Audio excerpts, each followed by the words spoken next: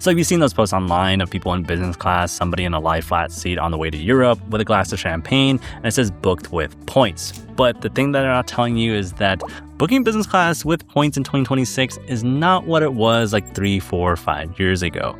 The seats are harder to find, and the one thing that decides whether you actually get a good seat in business class is not your credit card, it's not the program, it's not the points that you have, it's the flexibility. And no one talks about it because it's not really fun, but it's really going to make or break whether you get a good deal with your credit card points or not. So I'm going to give you those 3 kinds of flexibility that actually gets you that business class seat and a good points redemption. And I call them the 3 Ds of flexibility: date, destination, and departure city.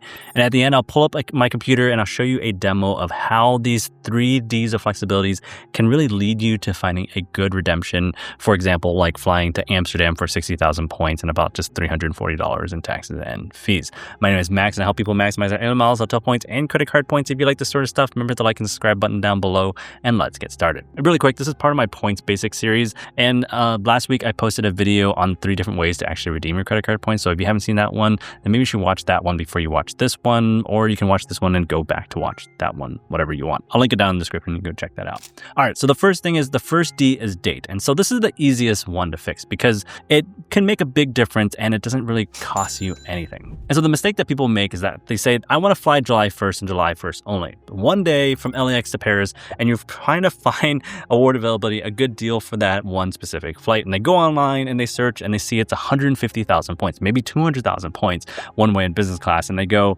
points are a scam. I never find the deals that all the influencers always post about. Well, the reason why is that you narrowed your date down to just one date.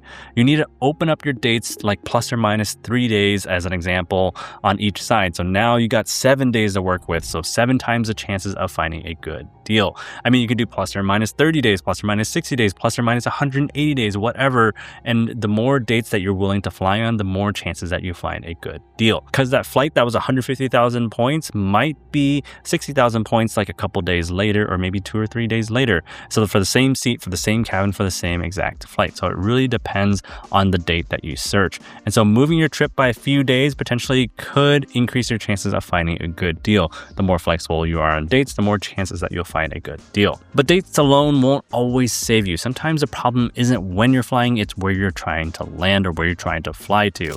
So that leads me to the second D, which is destination. So say you want to fly to Paris and you search everything into Paris and there's nothing that good comes up, but most people just kind of stop there. What you should do instead is broaden your horizon and potentially, instead of flying into Paris, maybe you fly into London instead and you take the train from London over to Paris, or you fly into Amsterdam, Brussels, Frankfurt, or even Madrid. All those are a short train ride or a cheap intro to Europe flight to actually where you want to go. So what you could do is book that flight to London, the good deal that you found to London, spend a couple of days there because why not, and then take the train over to Paris. And so you get 2 cities instead of 1. I know you wanted to go Paris originally, but you found the good deal from London and you want to maximize your points, and so that's why you end up flying to London instead. So don't just search one airport, search all of the other airports around it as well. Now the third D is the one that's gonna be the most complicated and require the most amount of work, but it can potentially find you some good award availability. So the third D is departure city. So nobody really wants to do this, and I totally get it, but it does open up more deals than almost anything else. So I'm based here in San Diego. We don't have a ton of international flights. And so when I'm searching for international flights, I'm open to flying out of LAX. I'm open to flying out of San Francisco. And if I'm feeling extra adventurous and I'm really desperate for a good deal, then I potentially might fly out of Seattle as well. And so I'm really flexible on my departure cities to chase that good deal. And the problem is that, say I find a good deal out of San Francisco, then I have to get myself to San Francisco, and that requires a thing called a repositioning flight, and you book that separately from your main flight.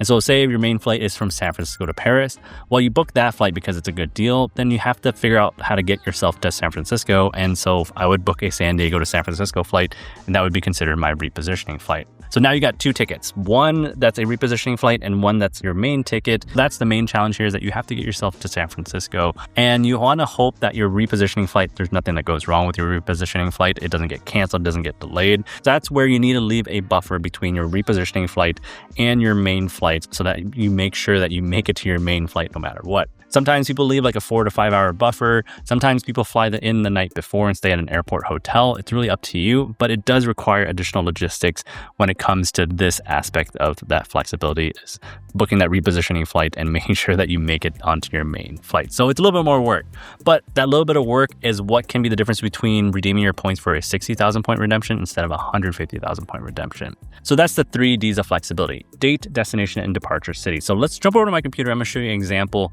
of how all these can work together to potentially find you a good business class redemption deal. All right, I'm here on seats.aero, and seats.aero is one of my favorite tools to do these really flexible searches. So seats.aero scrapes airline award availability and dumps it into their website, and it searches all of these different airlines individually. And we can search them individually here, but what I like to use is use the search tool because it searches all of the airline at one time.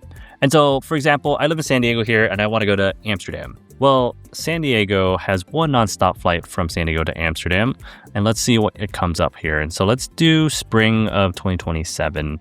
Let's do April 15th as an example and click on Seat Pro Filters. And I want direct flights only, and then go and click on search.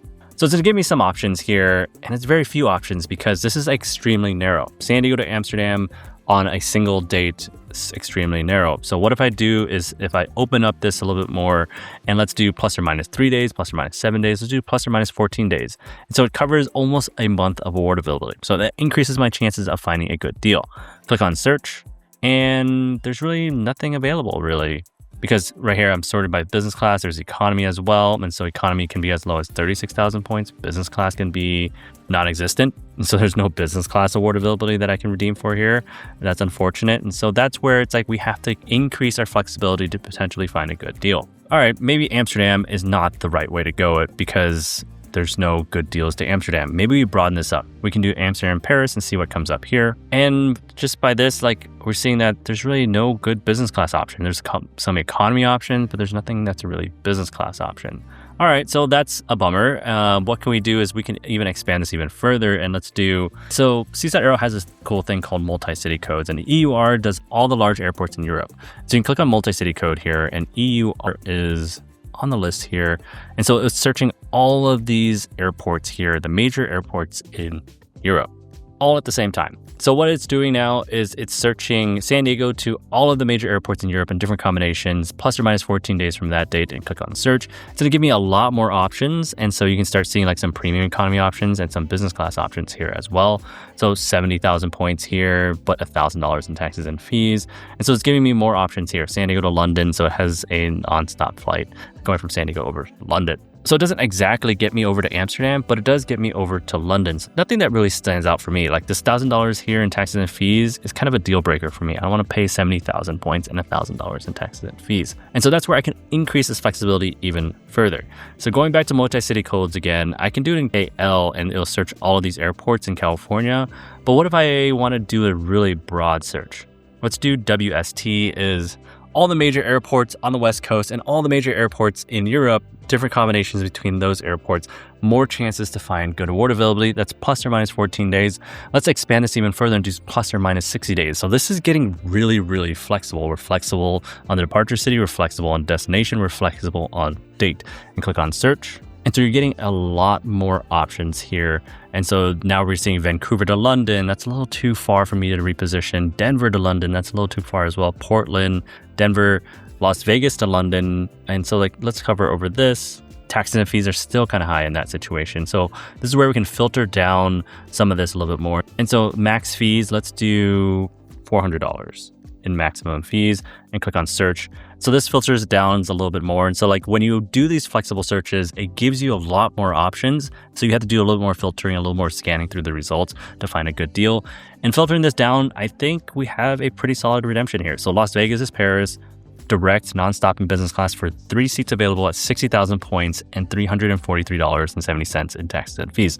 Reasonable point redemption and reasonable taxes and fees. And there's 3 seats available in business class. And this is Las Vegas to Paris. Doesn't get me to Amsterdam, but it gets me to Paris, and I can take the train from Paris up to Amsterdam if I want to. And Las Vegas is an easy reposition here from San Diego. So from San Diego to Las Vegas, it's like an hour-long flight, an hour and 15-minute long flight. And so I can easily get a cheap $50 ticket from San Diego over to Las Vegas, giving myself a good enough buffer time between a repositioning flight and this long-haul leg in business class from Las Vegas to Paris. And we can even push this even more flexible if we want to, and we type in USA. And so this is all the large airports in the United States. And so going into the multi-city code here, USA is even more airports here. And so this will also be even more flexible. So now we're doing USA to Europe, and then plus or minus 60 days. We can do plus or minus 180 days if we want to, and then click on search. And this will give us even more results than before. And that's where we have to kind of filter through and see if there's any good deals when it comes to these really flexible searches. And here are the results. And so like we can do Boston to London, New York to Paris, and so on, but these are kind of far to reposition. I don't want to have to reposition all the way from San Diego over to Boston to take a flight from Boston over to London Heathrow. So some of these wouldn't make sense in my situation. So that's why I searched on the West Coast versus having to reposition all the way over to the East Coast. But the real question here is that you have to ask yourself, how much flexibility, how much compromise, how much are you willing to give up and to chase these points redemptions? Because the more flexible you are, the more chances that you'll find a good redemption. But for some people, it might be harder, and for others, it might be easier. For me, honestly, that I've got a 1-year-old now, repositioning is not that easy. It's not as easy as it used to be when it just used to be my wife and I. In the past, we would reposition all the way to Chicago.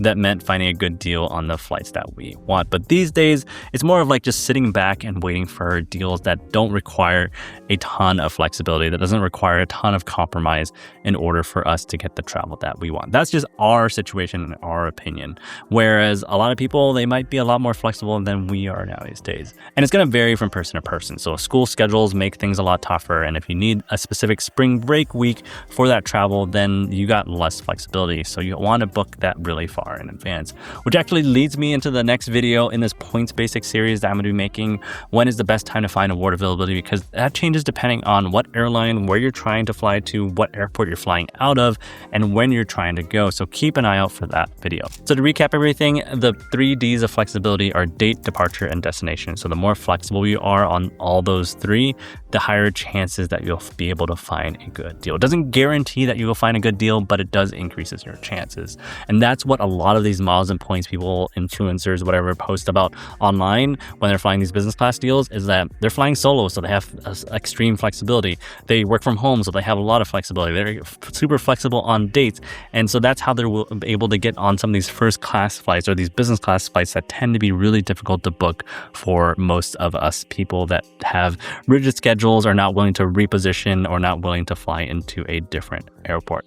So keep that in mind when you see some of these like extravagant first class or business class tickets, is that likely chance that they had a ton of flexibility when it came to booking those tickets. So oftentimes what I say is that let the deals drive where you travel. Just make a list of where you want to travel, and then if you find a good deal for that destination that's on your list, then book that flight. I'll put some more videos on screen right now that you can go check out that'll help you maximize your points even further. This is the other video that I was talking about on how to maximize your points when it comes to redeeming your points, the 3 different ways to redeem your points that way. Hit the like and subscribe button down below. Thanks for watching this far, and I'll see you guys in the next one.